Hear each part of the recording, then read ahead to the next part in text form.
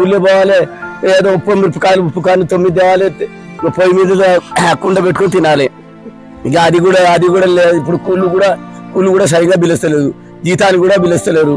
ఇక మొత్తానికి ఎట్లా ఉన్నామంటే కోతుల కన్నా ఆసరా ఉంది కానీ మాకు ఆసరా లేదు. అటువంటి పరిస్థితి ఉన్నది. ఇదే ఇల్లు, ఈ ఇల్లు. ఇక ఈ ఇళ్ళలో 8 ఉంటున్నాం, 8 మంది ఉంటున్నాం. ఇగో అల్ల 4 గుడిసెలు, అది కూడా పొరుపు ఇల్లు. ఇక ఏది లేదు, ఇక ఏది ట్వంటీ గట్టి ఉన్నది. ఇక తాళం చేద్దామన్నా కూడా సరిగ్గా నీళ్లు లేవు. తాళం చేసేదాన్ని కూడా నీళ్లు, ఒక బోరు ఉండి ఆ బోరు కూడా గుంజుకోపోయింది. ఒక్కొక్క ఉంటే అందరిగా ఇక్కడ వచ్చి మీ సొంత ఇప్పుడు ఈడ వచ్చే దగ్గర 40 సంవత్సరాలు 40 ఏళ్ళ నుంచి ఎవరు పట్టించుకోలేదు. ఎవరు పట్టించుకునే ఇదే గట్టి ఉన్నది. ఎవరు పట్టిద్దాం అంటారు, ఓట్లు వేపించుకుంటారు, బయట పడతారు. ఏది ఓట్లప్పుడు వస్తారు కానీ మళ్ళీ ఎవరు వచ్చేది లేదు, సర్పంచ్ చూసేది లేదు, ఎమ్మెల్యే చూసేది లేదు, ఎవరు వచ్చి కానేది లేదు. ఓట్లప్పుడు ఉరికి వస్తారు, ఓట్లు వేపించుకుంటారు, ఓట్లు వేపించుకొని ఎక్కడ ఆడ బయట పడతారు. యాదాద్రి భువనగిరి జిల్లా మూటకొండూరు మండలం చాడ పరిధిలో ఉన్నటువంటి పిట్టలగూడెం రావడం జరిగింది. ఈరోజు ఈ ఊర్లో ఉన్నటువంటి సమస్యలు ఏంటి, ఈ ఊరికి రోడ్డు ఉందా ఏందనేది తెలుసుకుందాము. ఈ ఊర్లో ఉన్న సమస్యలు, ఈ ఊరు డెవలప్ అయిందా లేదా తెలుసుకుందాము. రండి అన్న. నమస్తే. నమస్తే. నమస్తే. ఏం పేరు? నా పేరు గోపాల్ అండి. గోపాల. నా పేరు కృష్ణ అన్న. ఇలా మీ ఊరికి వచ్చినావు, ఎట్లా ఉంది పరిస్థితి? ఇల్లు చూస్తేనేమో అన్ని గుడిసెలు ఏమంటారు పేపర్ కవర్ తో కప్పి ఉన్నాయి. ఎన్ని సంవత్సరాలు ఉంటావు నువ్వు? నేను ఒక 57 దాకా ఉంటా. ఏం పని చేస్తావు? ఏముంది ఇప్పుడు ఏంటంటే వ్యవసాయం చేస్తా కానీ 1 ఎకరం భూమి ఉంది. ఎకరం భూమిలో పత్తి గిత్త వేసుకుంటా. ఈసారి కాలం లేక అది కూడా పెద్దగా రాలేదు, అదంతా జాదులో ఉంది, ఖరాబ్ అయింది. ఇంక ఇట్లా ఉన్న కూలీలు ఉంది, ఇక 2 పొరగాలు కూలి చేసుకుంటారు. ఇట్లా మొత్తం అన్ని ఇల్లు మొత్తం గుడిసెలే ఉన్నాయి. ఎన్ని సంవత్సరాలు అయింది మీ ఊరికి? ఇటు వచ్చి ఒక 35-40 సంవత్సరాలు అవుతుంది. 40 సంవత్సరాల నుంచి, ఎన్ని రోజుల నుంచి ఇల్లు కట్టుకోలేకపోయారు? ఇల్లు కట్టుకోలేము, గుడిసెలనే ఉన్నాం. గుడిసెలనే ఉండి ఇక మొన్ననే మన కాంగ్రెస్ ప్రభుత్వంలో వచ్చినాయి ఇంద్రమిల్లు వస్తే కొంచెం ఇంద్రమిల్లు అప్పట్లో ఇప్పుడు 20-30 ఏళ్ళ కింద, 25 ఏళ్ళ కింద అప్పుడు వస్తే కొన్ని కట్టుకున్నాం, కొన్ని పడవ పట్టి ఉన్నాయి. మరి తెలంగాణ వచ్చిన తర్వాత ఏం చేయలేదా? ఏం చేసింది తెలంగాణ? కేసీఆర్ వచ్చి అంత ఏం చేసింది చేస్తున్నాడు. పేదలకు చేస్తున్నాడు, దళిత బంధు అన్నాడు, దళితులు ముఖ్యమంత్రి అన్నాడు, 3 ఎకరాల భూమి అన్నాడు, డబుల్ బెడ్రూమ్ అన్నాడు. ఏం లేదు, ఇంతవరకు చేసింది లేదు, ఏం ఒరిగింది లేదు ఆయన కోసం. ఆ ఎమ్మెల్యే అసలు మా ఊరికే రాలే చక్కగా. ఆమె కనీసం 10 ఏళ్ళ పని చేసింది, ఎంత చేసింది కానీ మా ఊరికి రాదు అసలు. ఇక్కడ మందలేదు, ఇట్లా మన కూర్చున్న ఇట్లా వచ్చినారా అన్నా? ఇప్పుడు చూద్దాం, మరి కొత్త ప్రభుత్వం వచ్చింది కదా, అదివరకు కూడా కాంగ్రెస్ ఉన్నప్పుడే కొన్ని ఇల్లు వచ్చినాయి. కాంగ్రెస్ వచ్చినప్పుడే నీళ్ళ ట్యాంకీ ఇట్లా కొన్ని సౌకర్యాలు అయినాయి కదా, కొన్ని సౌకర్యాలు ఆ ప్రభుత్వం ఉన్నప్పుడే అయినాయి. కాబట్టి ఈ ప్రభుత్వం మళ్ళా మనం ప్రభుత్వం వచ్చింది అవుతుందని అనుకుంటున్నాం, ఖచ్చితంగా అవుతుందని అనుకుంటున్నాం, నమ్మకం గ్యారంటీగా అనుకుంటున్నాం. అట్లా వచ్చింది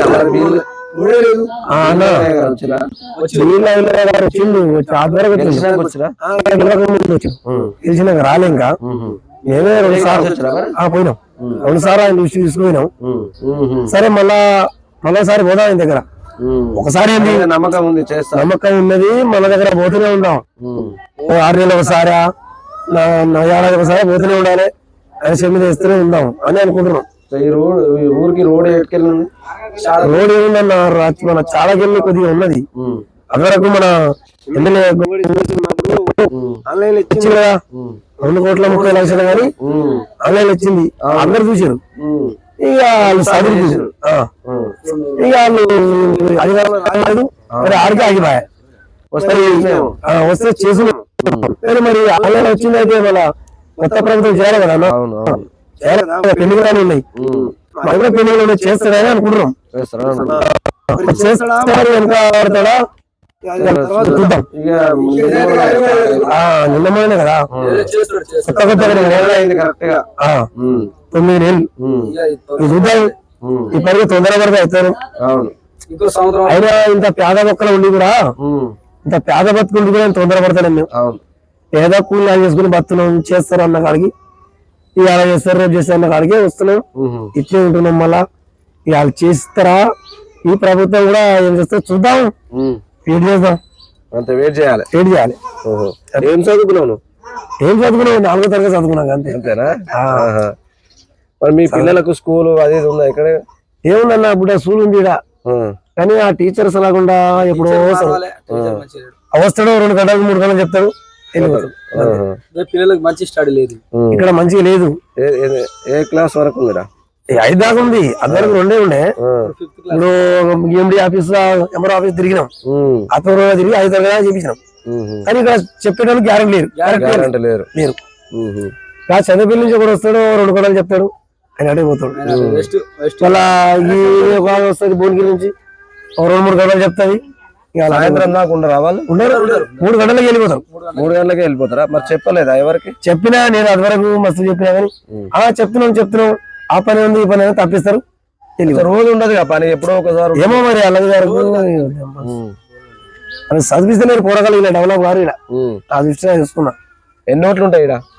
ఇటాడు ఉంటాయి, అది వరకు తక్కువ ఉంటాయి కానీ ఇటాడు ఒక 260 ఓట్లు ఉన్నాయి. 260 ఓట్లు అంటే చిన్న తండాలనైనా అప్పట్లో బిఆర్ఎస్ గవర్నమెంట్ ఉన్నప్పుడు గ్రామ పంచాయతీలు చేశారు కదా. అవును కదా, ఆ విషయం మీరు ఎందుకు అదే ఆ విషయం చెప్తా.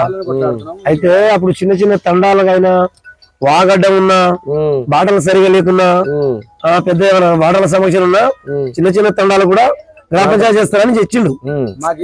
కానీ అట్లా అనుకునే నేను కనీసమైన ఎమ్మెల్యే దగ్గర ఒక 4-5 మాటలు పోయినా కూడా అమ్మ మాకు అన్నట్టే వాగడ్డ ఉంది, రేషన్ బియ్యానికి పోయినా వాగడ్డ ఉంది, బాటలు సరిగా లేవు, మా సమస్యలు బాగున్నాయి, మాకు చాలా ఇబ్బందులు ఉన్నాయని పోయినాం.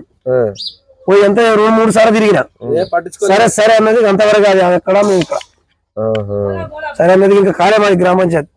ఇక్కడ వార్డు మెంబర్ ఇట్లా ఉన్నారా? వార్డు నెంబర్ కాలే, వార్డు నెంబర్ కూడా ఓట్లు వేసినాం, గెలవలే. ఆ చాలా ఊరు పెద్దగా మాకు 7 గెలవలు ఇస్తారా? నేనే ఇదివరకు 2 సార్లు అయింది, 2 సార్లు కూడా ఈసారి నిలబడే అవకాశం ఉన్నదా? అనుకుంటున్నారు పోరాగాలు అనుకుంటున్నారు. అది వార్డు మెంబర్ అయినా ఇంకేమైనా కావాలని? వార్డు నెంబర్ కావాలి. వార్డు నెంబర్ అయితే రాంగ కొన్ని రోజులకు సర్పంచ్ కూడా అవకాశం ఉంటది. ఫస్ట్ వార్డు నెంబర్ కాలే కదా, వార్డు నెంబర్ కావాలని అనుకున్నాం. 2 సార్లు అయినా కూడా మాకు కాలే.